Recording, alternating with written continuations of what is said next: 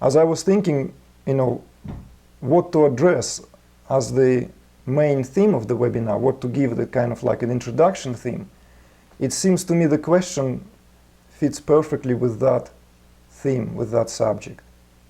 So I will read that question to you now, and we'll roll from here. But just before I read it, I just want to introduce that theme. Basically, all of us now are eager to witness and eager to know what is happening to the world, to us as a collective. Where are we going? What are we doing here on this planet? How do we basically make this necessarily step into the unknown?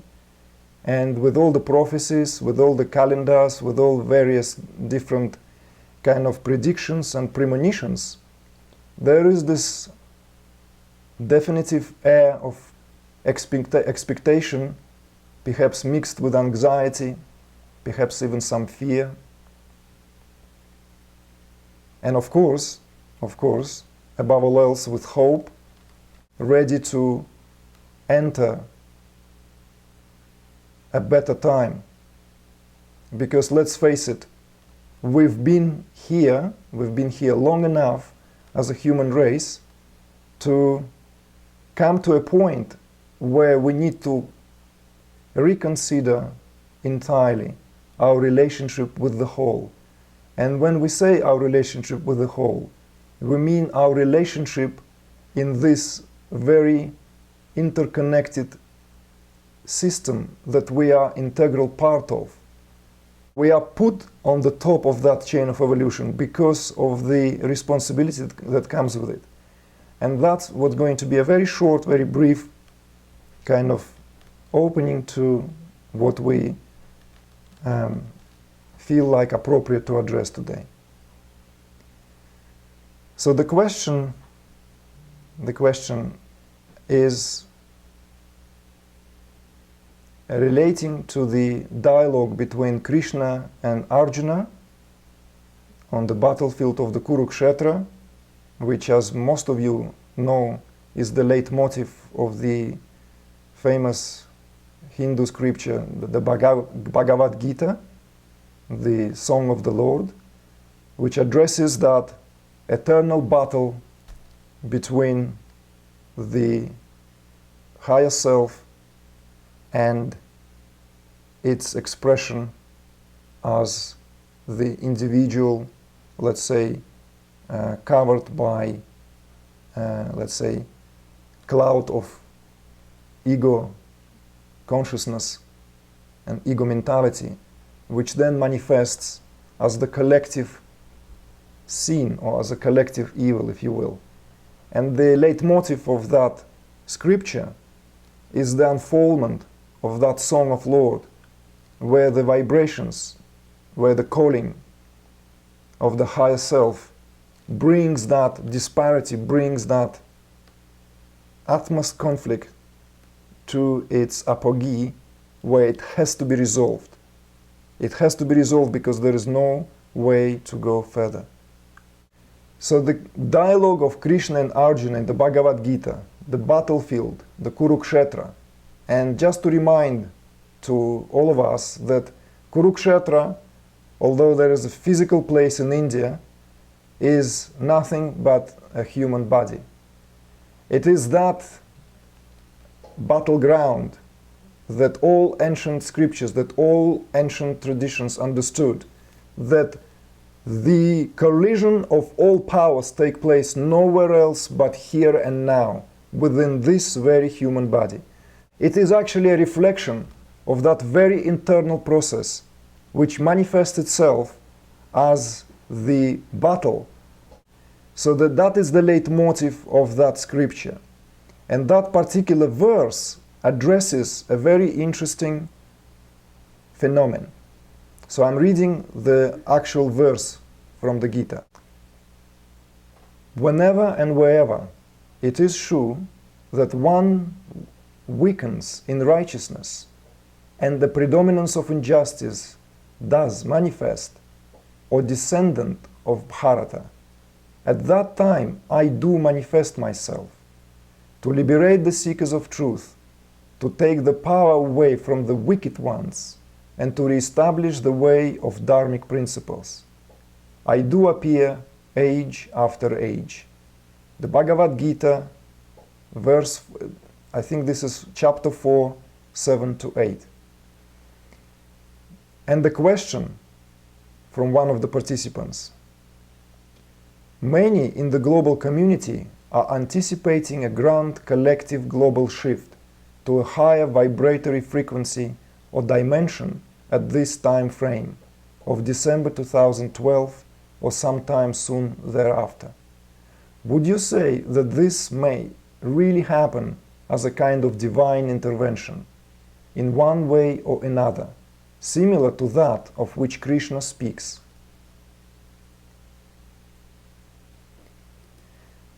Well, of course, as we all know, everything happens by the way of grace. Everything happens by the way of divine intervention.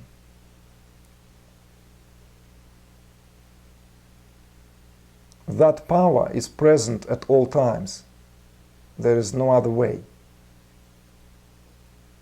However, it is very important that we understand where does that divine intervention acts from. How does it actually manifest? Where it positions each of us individually and collectively? And how do we supposed to take this message? Do we take this message as some kind of reassurance that everything will be fine and nothing is required from us? So we can just lean back and, wash our hands from this whole ordeal and carry on as we were before, hoping that on December 22nd, when we wake up, divine intervention will just greet us, lay the breakfast on the table, and we'll be there, having a conversation with it. Well, obviously, we all understand that this is not the case. So I'd like us to be very, very attentive and tuned in. We don't need to rush. We don't need to kind of bypass and come up with very quick solutions and very quick sort of ready-made answers. Yes, grace, it's all there is. Grace that sustains us on this level from the moment we come into this incarnated world. And grace is that power that makes our breath to fill us and infuse us with that joy of being alive. And grace is that what guides and what directs all our senses. Grace is what makes us fall in love. And grace is what makes us experience this wonder of this world. So grace never goes anywhere. Grace never disappears. It's always here. So what it is then that has to manifest? What intervention are we talking about?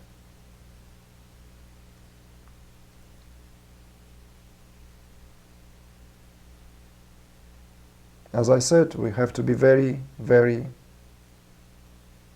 tuned. We have to go inward to realize that. Even to realize that on that very subtle level of where the feeling is infused with the vital force before it becomes a thought, before it can actually be registered as this or that particular thought vibration. That feeling itself of primal importance.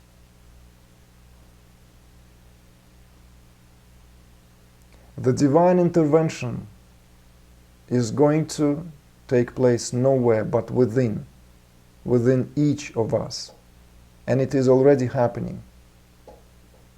That does not mean, however, that nothing is required on our part. Because before full realignment takes place, right?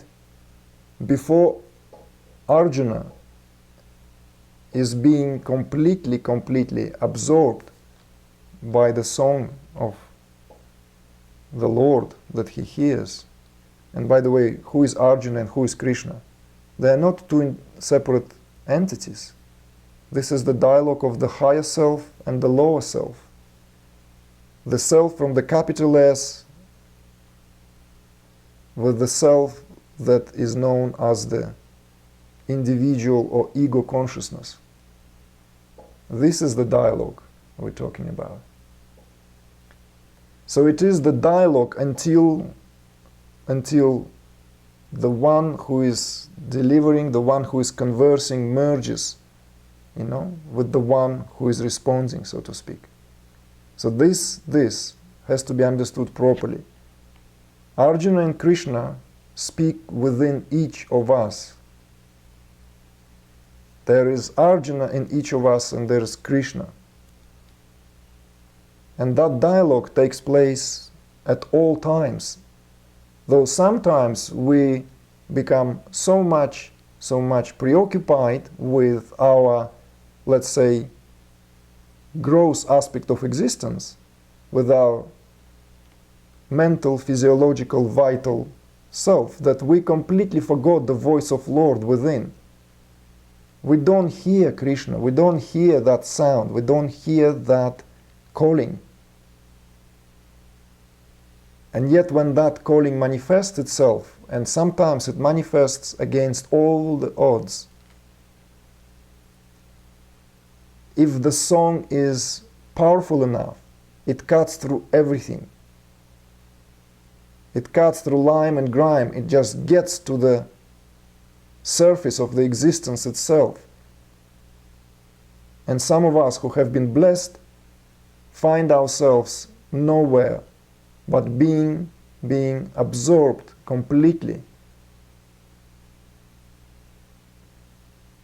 emptied to the degree where that voice, where that song of the Lord can freely play through our own physiology, through that very nervous system, through that very perfect, beautiful instrumentality. That instrumentality of consciousness known as human body. So this takes us to the role or place of what are we to do if divine intervention is indeed going to take place, because that's the way consciousness acts. That's the way consciousness is. Yes, consciousness is everything. Consciousness is light and consciousness is darkness. It's both. In consciousness, everything is reconciled. We all know that because most of you are very experienced, sincere seekers who have enough knowledge, who understand that on many different levels. On intellectual, mental level, on the level of the heart, on the level of the emotion, on the level of the feeling.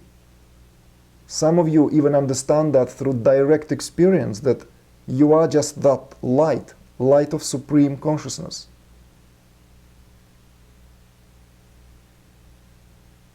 We all do understand that on however level, on whatever level,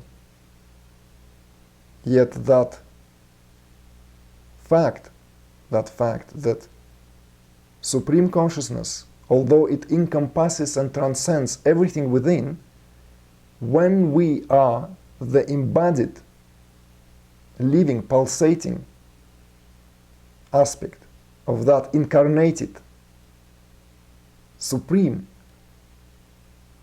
there is the choice, there is this given possibility. I'm not addressing the question of free will here, although it touches upon that. However, when I say there is a choice, and there is always a choice, because scientists, they speak of the field of possibilities. They speak of this quantum soup. They speak of this quantum universe, quantum field where everything is available. Everything is available at all times. It's just where we place our attention, where we place our awareness. That's where immediately our consciousness goes, through the vehicle of prana. That's the way it functions. It is again in the nature of consciousness. So of course, like some may say that what meant to be will be. So if the planet Earth, has lived up till now, and then, so what if there is nothing really else to do here? Why don't we just allow for it to unroll the way it is being kicked? A few hundred years, maybe longer, maybe 1,000 years before. Because what we're experiencing now, I'm taking you back to that, let's say, very, very surface level, that when we plainly destroying the very, very fabric of our own existence, we're destroying this planet which gave us birth, fed us, bathed us, dressed us.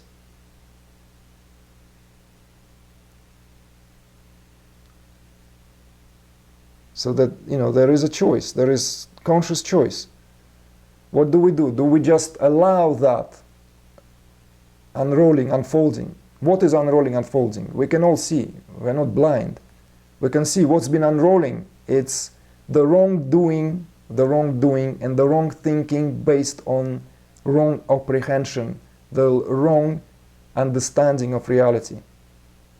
Our whole life, our whole infrastructure of our life is built on wrong foundation. It's built on the foundation which has no foundation at all. So anything rattles, anything shakes, it's really, really tricky.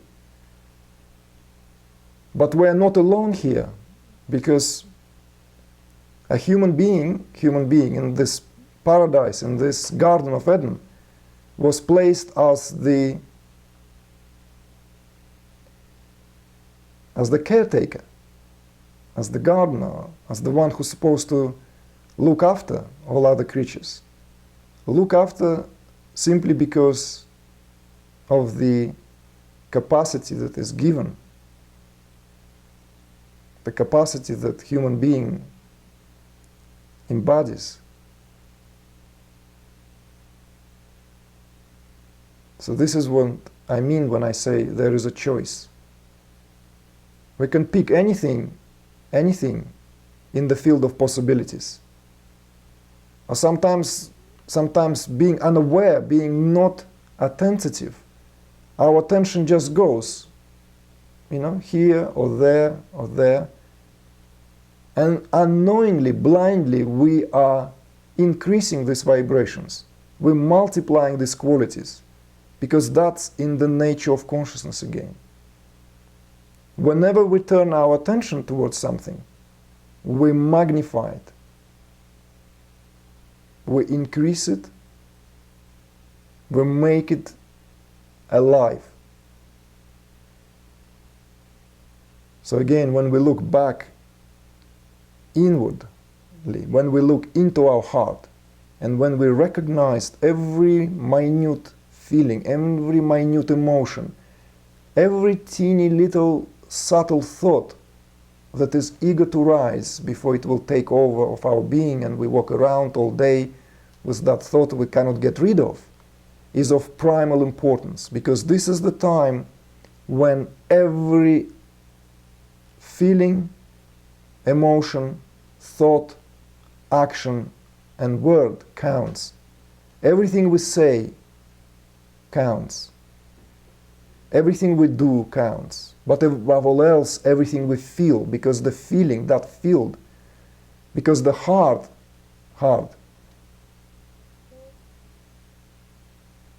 as you know, is the fastest of all. It's the most subtle organ. Its energy field is much more powerful than the mind. So this is why everything comes from that sphere, from that level, and then encompasses our entire being. And before we even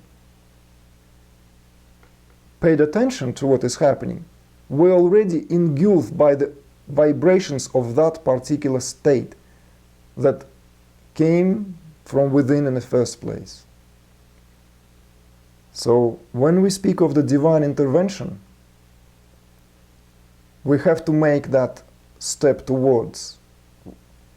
We have to surrender to that divine intervention. We have to be ready. We have to open up our heart only for the qualities that promote these very life-affirming energies.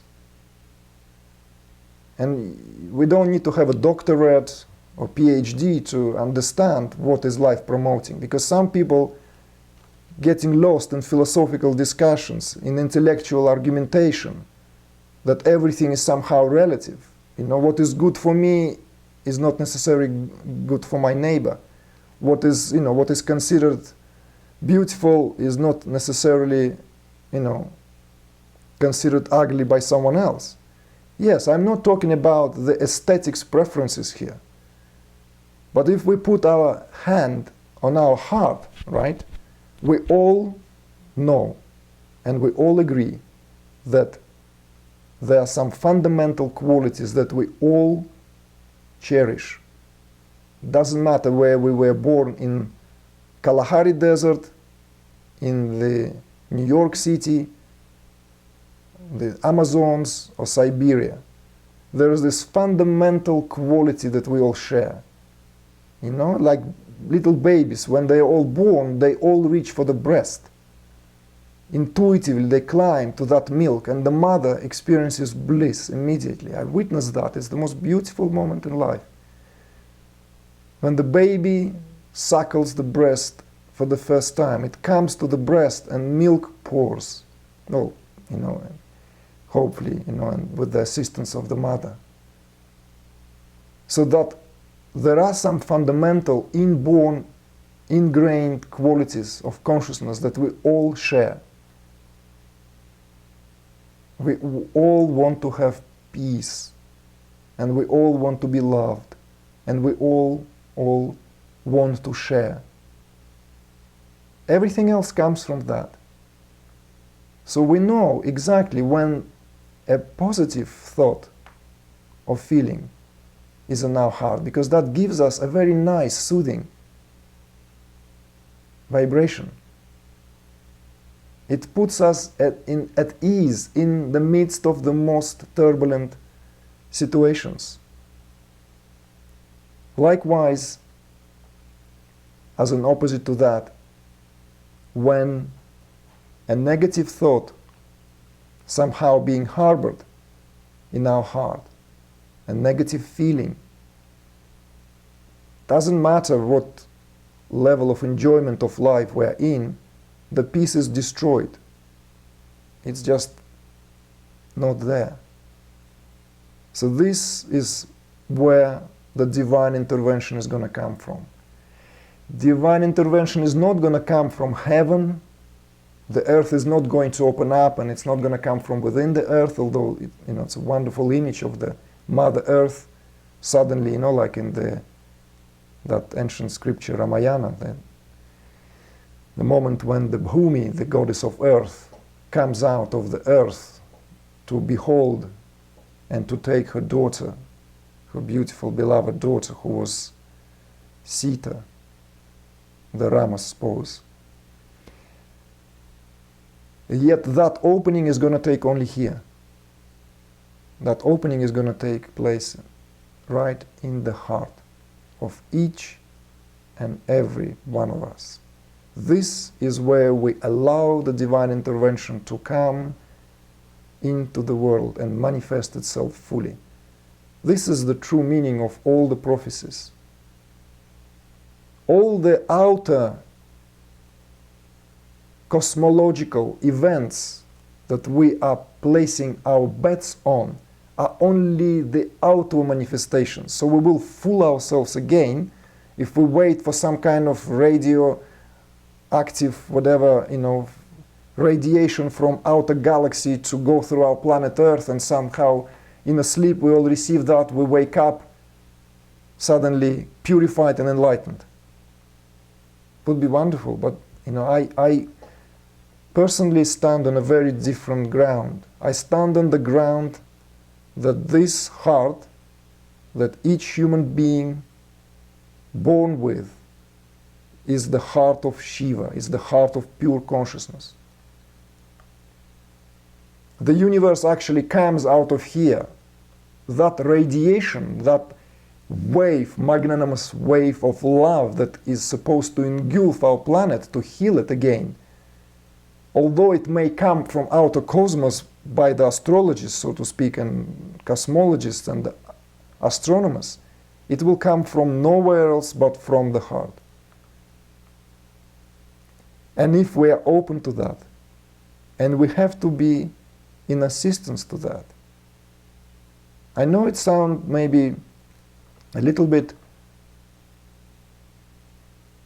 hard to imagine, or hard to imagine how can that be put into practice. But I hope that somehow, when we close our eyes and when we just feel the inner peace and inner silence within, that somehow opens on its own. It speaks, it whispers. And then we can bring it on the manifested level, onto the conscious level. Then, in the midst of activity, because we're bound to go off that beautiful vibration. Everyone who meditates and experiences peace and meditation knows that it's not easy to remain in that peace when we go throughout our daily duties, especially if we are faced with some tasks that we need to perform, especially if there is a stress that is being put on and through the nervous system. We're bound to slip, and we're bound to trip and, lose it. That's not a problem. Just try to understand that's not a problem in itself. Yes, sometimes we have to voice what is being, what eager to be voiced. We have to speak our mind.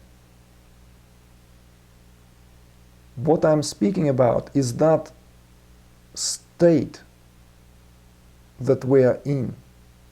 Soon as you recognize that, okay, I've been just angry, I've, just feel that not feeling nice, that, okay, you immediately retrace it and you nip that state in the bud. You just dissolve it in the light that is there at all times. It's awareness. That light is awareness. Awareness has that power. Soon as we place something, or soon as we place awareness on something, whichever way you want to put it, it sheds light on it. That's in the nature of awareness. If we're aware of going out of harmonious frequencies, that in itself already an indicator that we can control and we can harmonize these frequencies because of the very nature of awareness. Maybe the word control some will not like here. What I mean by control is that awareness, understanding. Just as the trained, seasoned martial artist can control his anger, because he or she knows anger is of the lower frequency. You cannot possibly fight in that state because you are already out of your center, you know. You're already not centered. When soon as you're not centered, you weakened yourself. You're already wobbling. And that's what it means by the control. Control over one's feelings, emotions. Not becoming controlling of situations, of others. It's above all else self-referral. It's how we deal with our own stuff. Because when we are capable of dealing with our own stuff, everyone else is not a problem. Temporary maybe, you know, like, because none of us are born angels here. It's the age, in the day and age we live in, it's not easy, because even the saints today say that this whole world is now agitated, this whole world is vibrating in frequency which is not necessarily in harmony with the frequencies of love and compassion and all that is life supporting, dharma supporting. Some of these frequencies actually make us jealous, angry, hatred, you know, towards each other. It creates unease, and you know, these frequencies, soon as they're recognized, could be brought and reconciled in the harmonious vibrations, because they're also present in us if we are care to structure and build them within our physiology. Because our physiology is that amazing, beautiful instrumentality. So this is as much as I wanted to address as a sort of main theme of the webinar. Main theme of the webinar, from where we can unroll into a set of very, very interesting questions. And I just invite you to contemplate on what has been shared here, knowing very well that that wave of renewal that we're all anticipating so eagerly, that divine intervention is not separate from the heart, that is right here, right now. And when I say the heart, it's not just the organ as the heart that's pumping the blood, although beautiful as it is. It's not just the heart chakra as the heart of the light body, the heart of the Merkaba. I'm not talking about the heart chakra as the center of the spiritual anatomy. When I speak of the heart from the capital H, I speak of the heart of pure consciousness itself. It's the heart of Shiva. It's the heart of pure awareness beyond any manifestation, prior to any emotion, thought, feeling, or experience. It's that primal state of being before becoming takes place. And it is here and now at all times, right here. 2 digits of the center of the medium channel. It's just literally mirroring the physical heart. Physical heart is on the left and the spiritual heart is on the right. You know, and they're two beautiful, you know, they're like, this is what creates this duality according to Tantra, but it's another subject.